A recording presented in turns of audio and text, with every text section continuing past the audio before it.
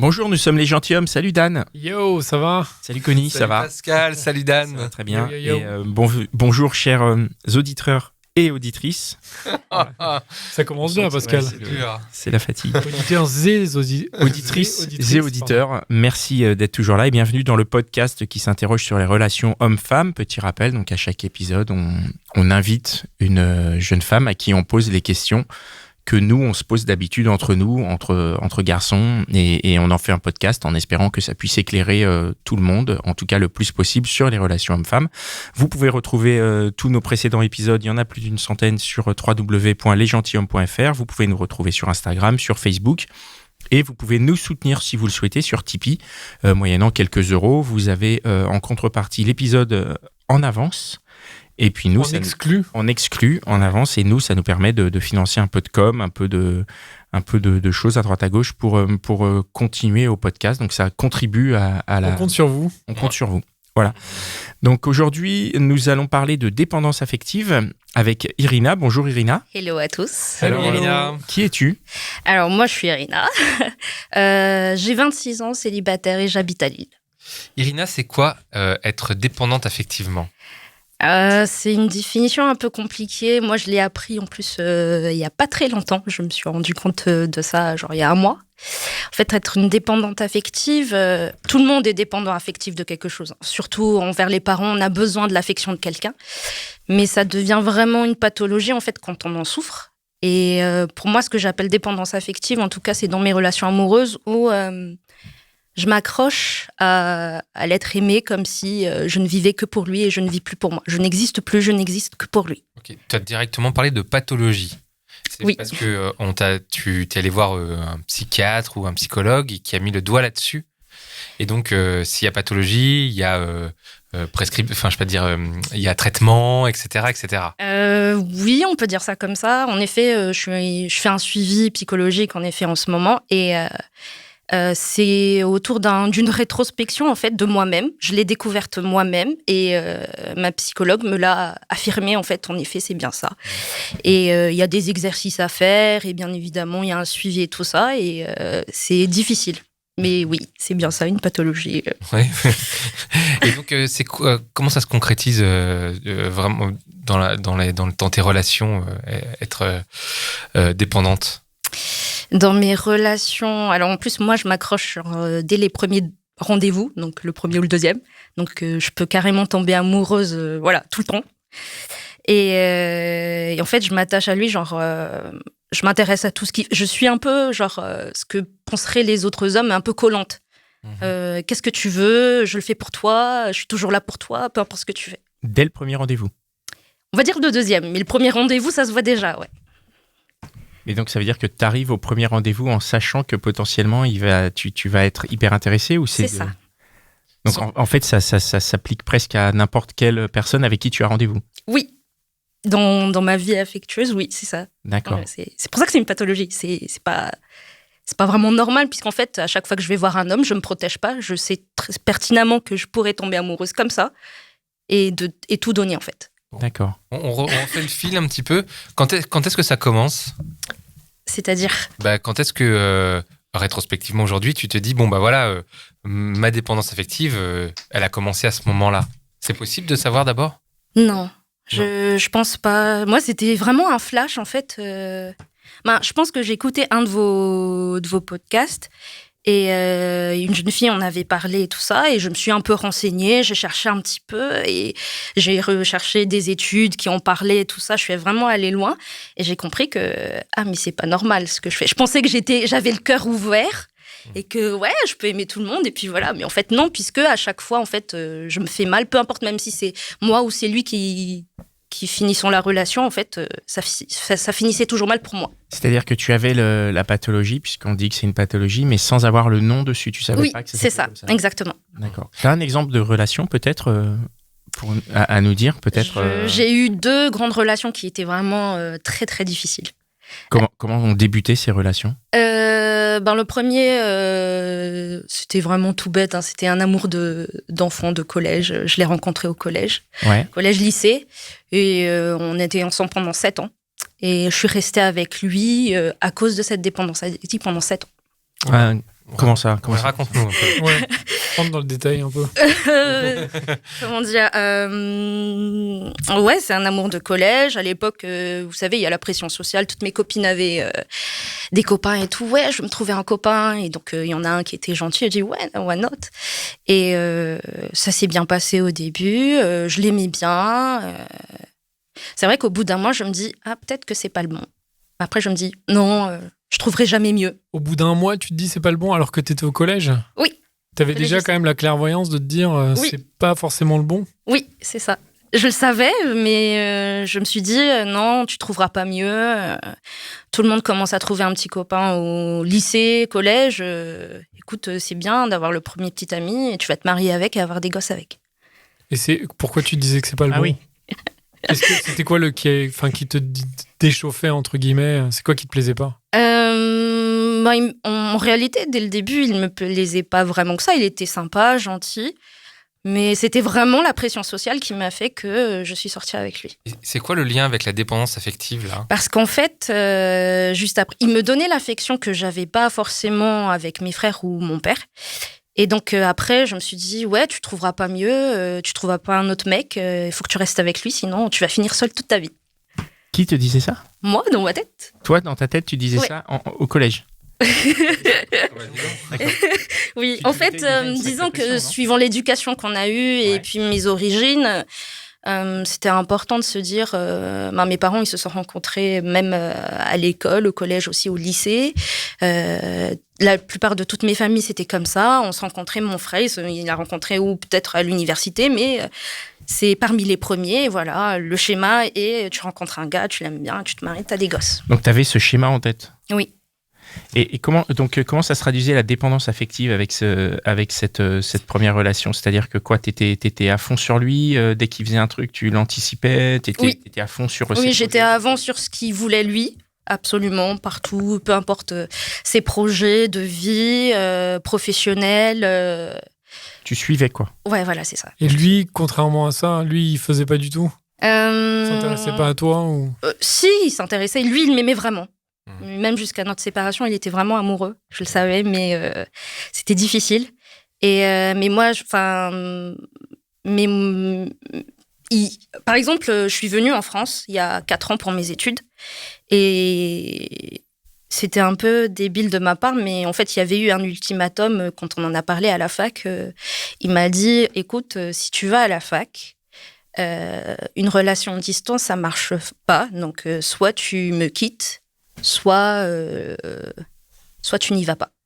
Et donc, je lui ai promis de ne pas penser à mes études. Ok, je finis ma carrière, mes études ici et je fais ma carrière à Madagascar. Donc, Tu as sacrifié? je voulais sacrifier. Et pourquoi tu l'as pas fait finalement? Je ne sais pas. Il y avait quelque chose au fond de moi qui me disait que c'était pas bien. Mais sur le moment, je lui ai promis et tout. Et même les démarches en venant ici, je l'ai un petit peu caché en fait. Je l'ai fait dans son dos.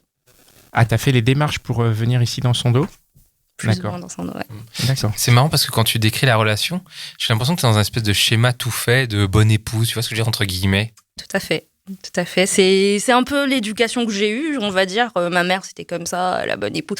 Et aussi, culturellement parlant, en général, c'est toujours le même schéma. On devrait se marier entre 26 et 28 ans et avoir des gosses avant 30 ans, et voilà. Donc, comment tu fais pour... parce qu'on a l'impression que quand même tu lui as pas dit la vérité. Comment tu fais pour en sortir? Toute la vérité. En fait, c'est mes copines qui m'ont un petit peu mis sur le chemin. Donc, on avait fait une relation à distance pendant 2 ans. Je leur expliquais un peu comment ça marchait. J'étais hyper malheureuse, en fait. Même avant même que je vienne ici, j'étais déjà pas bien. Mais avec la distance, ça a encore plus accentué où j'étais pas bien parce qu'on se disputait souvent, parce qu'il...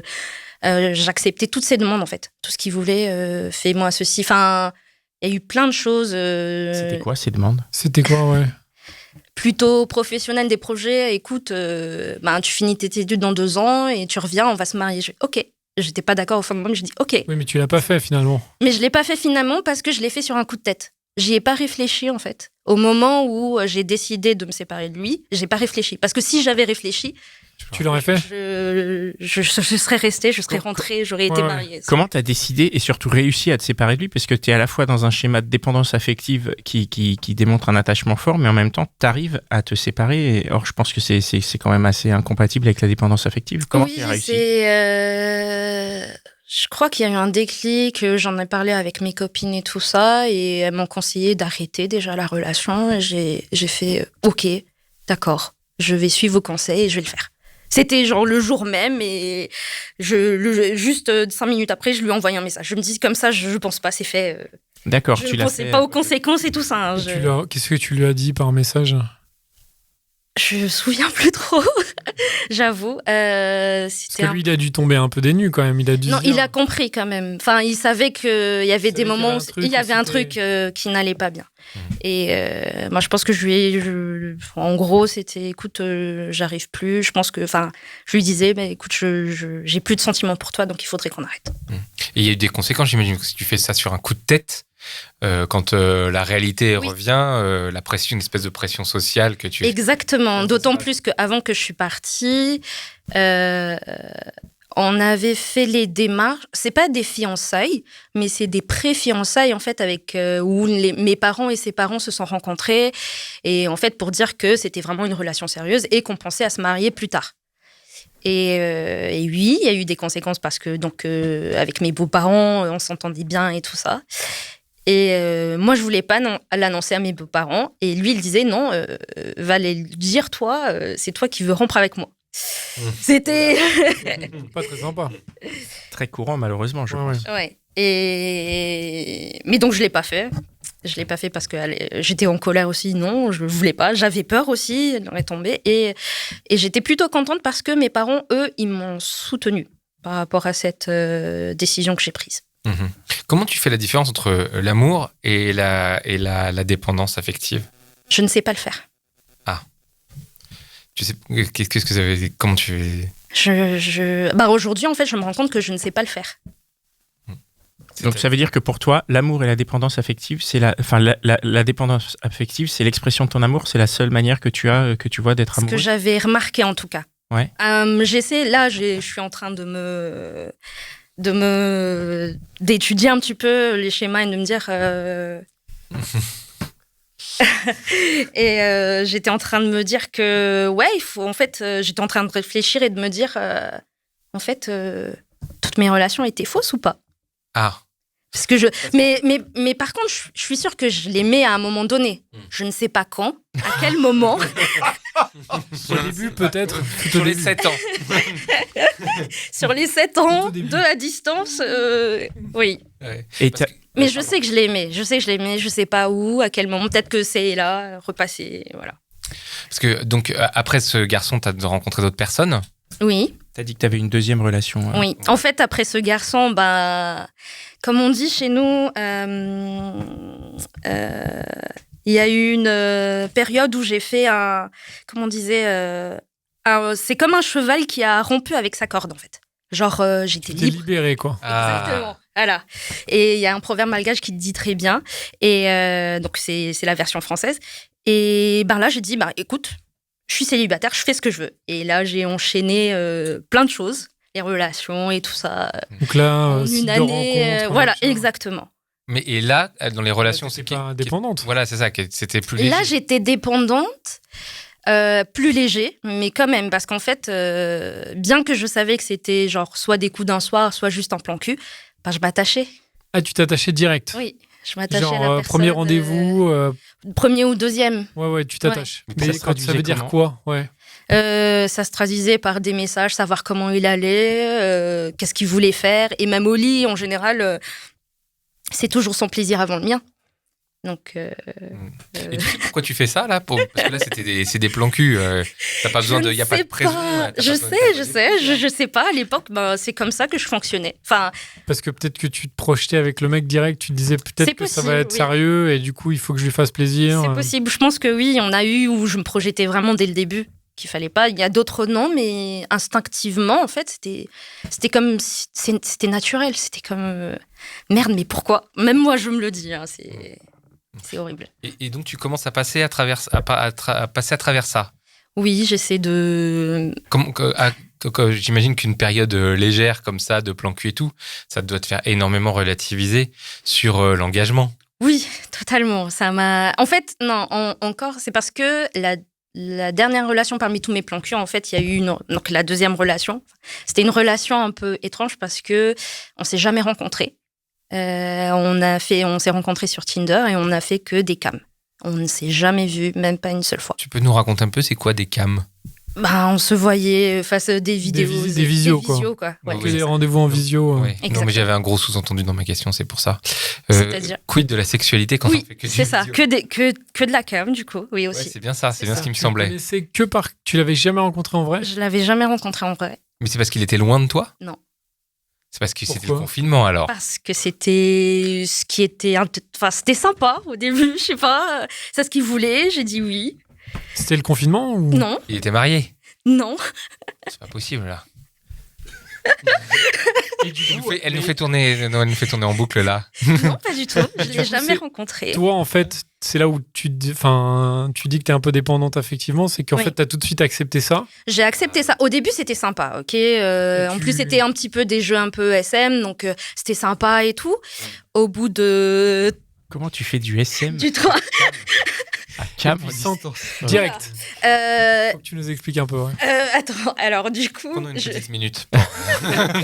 Alors attends, Ça le va, mec, je me donne trop comment tu d'informations, rencontres le mec ? Comment tu rencontres le mec ? Tinder. Tinder, ok. Donc vous vous rencontrez pas.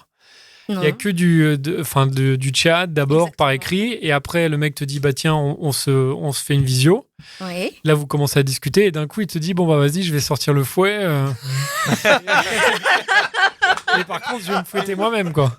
Non, c'était plus. Il aimait me voir me faire du mal à moi-même.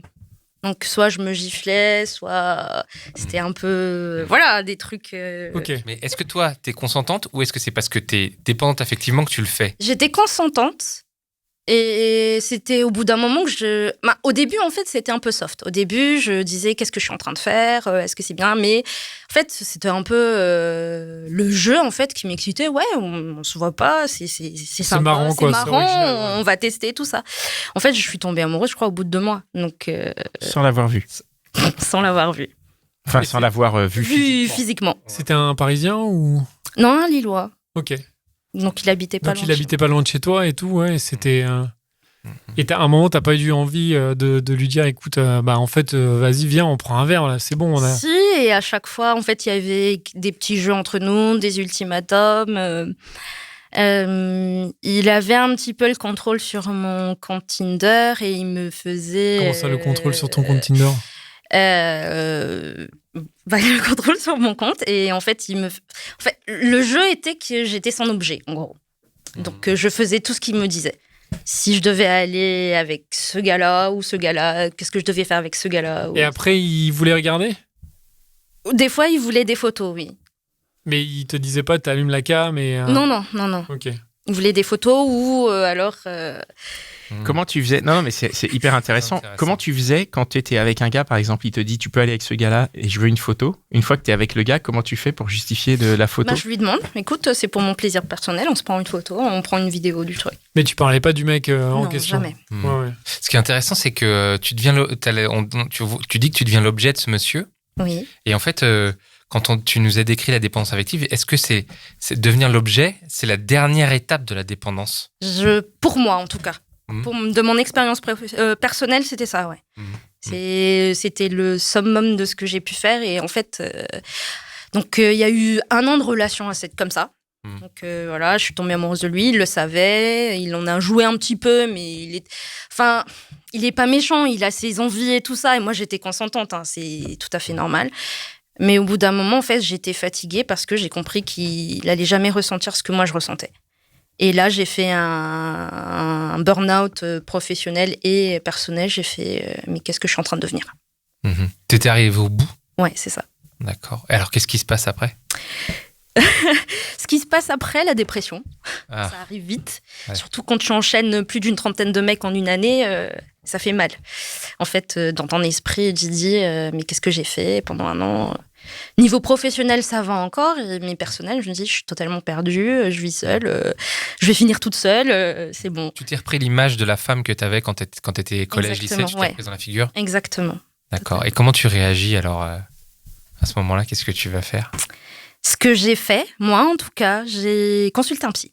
J'ai dit, je ne peux pas m'en sortir toute seule, puisque j'ai déjà eu des épisodes de dépression quand j'étais plus jeune et des envies de suicide et tout ça. Et il fallait que je me dise, non, là, je suis seule en France, ma famille est née à Madagascar, donc il fallait qu'il y ait quelqu'un qui m'aide, parce que sinon, je ne m'en sortirais pas. Donc, oui, là, ça va un peu mieux. On dit, enfin... Il y a eu psychologue et psychiatre aussi. Donc, Et donc, ils ont mis le doigt sur la dépendance affective?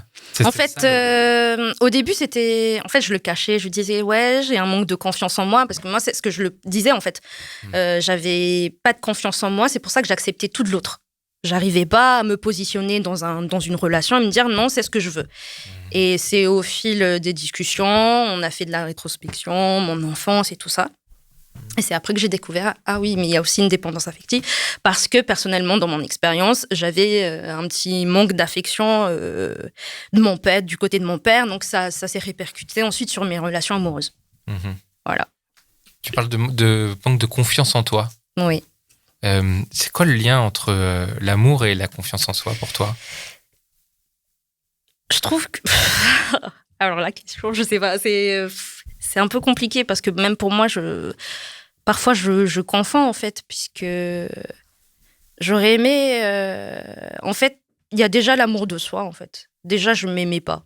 Parce que pour pouvoir accepter tout de l'autre, c'est que moi, je m'aimais pas assez en fait pour dire quelles sont tes valeurs à toi, vas-y Enfin, c'est pas s'imposer, mais dire, OK, moi, je préfère ça et j'aimerais que tu écoutes ce que j'ai à dire, moi. Et en fait, dans toutes les relations amoureuses que j'ai eues, j'ai jamais eu le courage de dire, non, moi, je veux ça. Ne serait-ce que juste pour un petit truc. Juste, c'était, ah ouais, écoute, moi, je préfère ça. Non, mais c'est une blague, c'est bon. Ah oui, tu veux dire même un plat au restaurant ou un truc, vraiment le truc anodin, quoi. Oui, des fois, ouais, ça m'arrivait, ouais. D'accord. Et comment t'expliques qu'il y a eu, que le mec en face, à un moment, se disait pas, en fait, il faut aussi que je fasse plaisir à ma copine. Est-ce que tu penses pas que toi, du coup, t'as peut-être été attiré par des mecs qui étaient justement très centrés sur eux? C'est possible. Un peu pervers narcissique. Oui, c'est possible. À entendre la dernière, la dernière histoire que tu nous as racontée, ouais. Le mec avait l'air quand même très vouloir tout contrôler. Oui. Et pas s'intéresser finalement à toi, tes désirs. C'est totalement possible que je retombe sur ce même genre de personne. Même mon premier petit ami était un peu narcissique. Et c'est oui, en effet, des fois, je retombe dans les mêmes schémas. Il y a d'abord le physique, bien évidemment, quand tu vois un garçon, ouais, il est sympa et tout. Et c'est ensuite, au bout de 2-3 dates, tu comprends un petit peu comment il est. Et c'est vrai que des fois, je retombe dans un schéma. Et aujourd'hui, tu essaies de sortir J'essaie de sortir de ce schéma, oui, en effet. Ouais. Et comment tu fais? Pour le moment, à chaque fois que je rencontrais quelqu'un, j'en parlais à ma psy. Parce que à chaque fois, je me dis, merde, est-ce que c'est bon? Et ça aussi, c'est quelque chose, quand les dépendants affectifs, en fait, ils n'arrivent pas à prendre des décisions seuls. Donc, en fait, moi, en plus, dans mes relations amoureuses, je le vis aussi dans mon quotidien. Puisqu'en fait, c'est tellement élevé, un niveau extrême, que même dans mon quotidien, ça a des impacts. Donc, tu veux dire au boulot avec la famille. Des décisions, quoi. Exactement. Là, ça va mieux, mais c'est vrai qu'il y a eu un moment, genre à chaque fois que je faisais un truc, je demandais toujours est-ce que je dois faire comme ça? Qu'est-ce que tu en penses? C'est là aussi, parce qu'au début, moi, je pensais que c'était de la manque de confiance en moi et tout ça, et pourtant au fond de moi, je savais, mais je sais que en fait, c'est ça qui est bon. Mais vas-y, demande quand même. Voilà, c'est ça. Mais maintenant que tu as identifié, tu peux sortir de ce schéma? Oui, je peux sortir de schéma. Je ne sais pas encore comment. Je suis qu'aux premières étapes. Donc, ouais. T'as pas encore rencontré de mec avec qui tu t'es pas sentie dépendante? effectivement. Si, je pense que si, puisque j'ai des sex-friends et tout ça, et ça se passe plutôt bien. Genre, je suis pas... Il y a un petit côté, c'est vrai que quand le courant passe bien et tout ça, on s'échange, on se parle un petit peu d'autre chose que de cul. Et ça se passe bien. Pour autant, je suis pas là, genre, à me dire, est-ce qu'il m'aime bien? Est-ce que le message que j'ai envoyé est bien? Comment il va penser de moi? Et tout ça. Et ça, t'aurais pu avoir cette réaction avant ou pas? Tu penses qu'il y a eu une évolution? C'était réaction?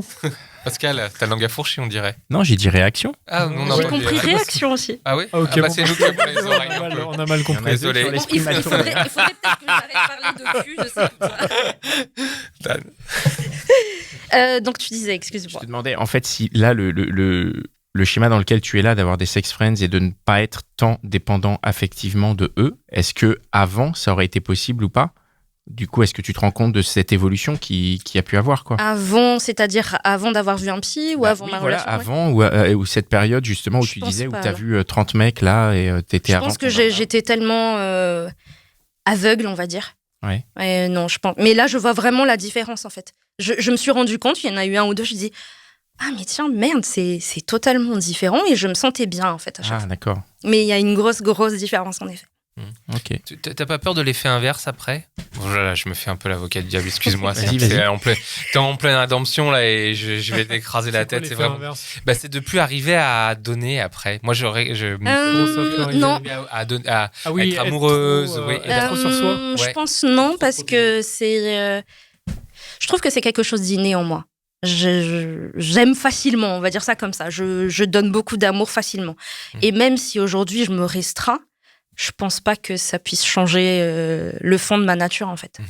Donc en fait, si on résume un petit peu, si t'as plus d'amour propre, plus de confiance, a priori, tu vas pouvoir trouver un rapport équilibré avec quelqu'un. Exactement. Bon, C'est très ça. bien. Ouais. C'est une belle évolution. Ouais, c'est Oui, c'est tout à optimiste. Très bien. Tout à fait. Donc aujourd'hui, tu es célibataire et tu as Oui. des sex friends. Oui, c'est bien ça. Bon, T'en as plusieurs Oui, en même temps?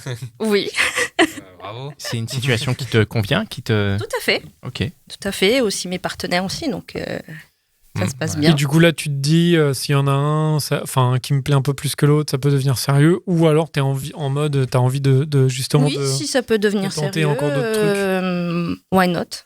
Ça me dérangerait pas. En vrai, j'aimerais bien. J'étais fatiguée du schéma, plan cul, sex-friend et tout ça. C'est vrai qu'aujourd'hui, j'aimerais bien trouver quelqu'un avec qui me poser. C'est toujours bien d'avoir quelqu'un qui pourrait t'épauler et tout ça. Mais au fond de moi aussi, je me dis, il faut d'abord que je sois bien en moi avant de pouvoir entamer une vraie relation. Bien sûr. Mais ça ne m'empêche pas de chercher. Et si jamais je trouve le bon gars, ben... Comment est-ce que tu cherches là? Tinder, Bumble, Appen. Et récemment, Abricot. T'es sur toutes les applis, quoi. Oui, on T'es dit sur Abricot, toutes c'est ces quoi, applis ça? en même temps?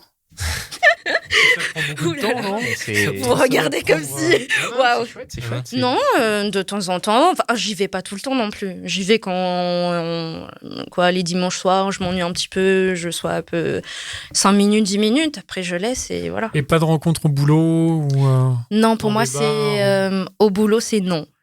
Au boulot, c'est non. Pour moi, c'est... Non, c'est... Pourtant, il y a beaucoup de couples qui se Je rencontrent sais, au boulot. Hein. tout à fait, je le sais, mais je n'y arrive t'as pas pas en fait. envie. Je veux pas déjà on mettre plus de problèmes dans ma vie professionnelle et personnelle. Non, je veux pas combiner les deux.